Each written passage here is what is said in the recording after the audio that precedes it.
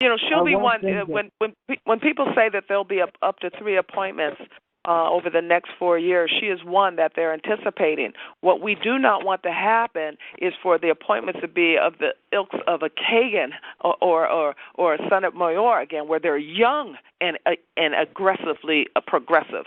So yes, while Ruth Bader Ginsburg is a challenge, and I think that one reason you might not be hearing much about these egregious statements that now she's taken back is because she's aging, and everyone's thinking that next appointment and how on which side is going to be able to make that case to get that court to shape toward what our founding principles. She was a big shot in the ACLU. How did she ever get on the Supreme Court?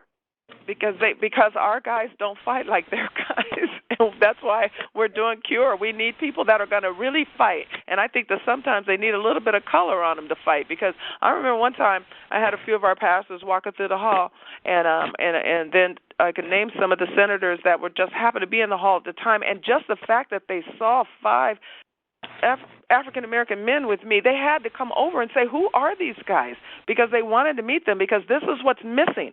Every single time we have a major debate, they call race and dialogue shuts down. So when you fill them up when you take that excuse away from them, one example of the value of CURE in these discussions is when Prime Minister Benjamin Netanyahu is going to come and by the invitation of John Boehner to tell us what was going on in the wonderful, wonderful state of Israel. And the Black Caucus had threatened to walk out on him. This was a private, orchestrated thing that we know they were at the White House doing. Someone slipped me privately that they had planned this, and they didn't know we knew. And because we knew, we were able to, within a week, thanks to some of you that are even on the line who responded to our call. It had to be a private call for money. I couldn't put it on the internet because we didn't want them to know what we were doing. And I said, I've got to get some money in here really quickly so that we can mount a press conference. We had a press conference. We had 20-something black pastors from all over the country make a strong case for Israel. We made sure that they were out of the districts of the Congressional Black Caucus that made these threats that they were going to get up and walk out. I mean, can you imagine 40 blacks getting up in the middle of the Congress for the world to see and walking out on that prime minister? And so they made a compelling case. It went viral. They found out, they heard, and the next thing we know, they didn't attend. I didn't care that they didn't attend. I just didn't want them walking out. And the fact that they didn't attend, we were able to call a couple of our friends, Mia Love, Tim Scott, and others, to tell them, hey, we fill up all of your guest lists with blacks so it doesn't look all white in there either. And that's some of the things that we're able to do strategically so that our side doesn't always end up with a black eye simply because their side constantly plays race. How that happened, how she ended up on that court, how Sotomayor up and on that court, how Kagan up and on that court is because we don't have the fighting will that they have.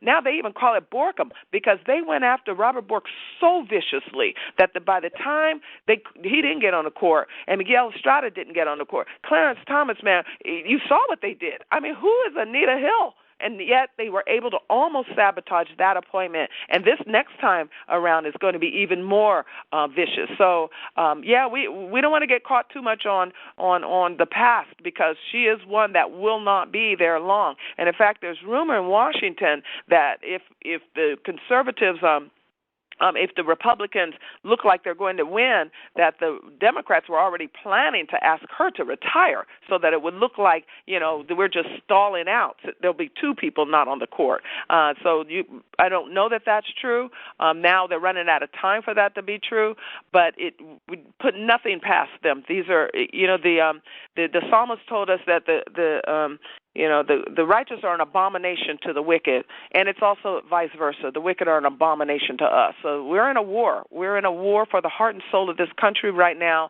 and we're in a war for the heart and soul of either God is or God isn't. As one of my friends said, that my friend Paul told them at Paul Blair, a pastor, a friend told them at a conference just recently. This is what's at stake: God is or God isn't. And when those of us that think God is have to fight. What this Black Lives Matters movement is doing to our to our country right now has to be challenged. And the only way that we're going to successfully challenge it is to build an opposition to it.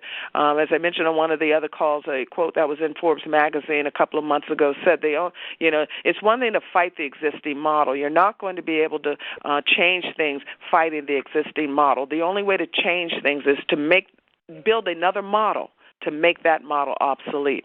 So CURE is building another model, another part. And keep in mind, a third of blacks poll with us. They're the quiet ones that you know in your work, just decent people in quiet communities all over this country. 1/3 of African Americans poll as evangelical and conservative, and they have no voice except CURE.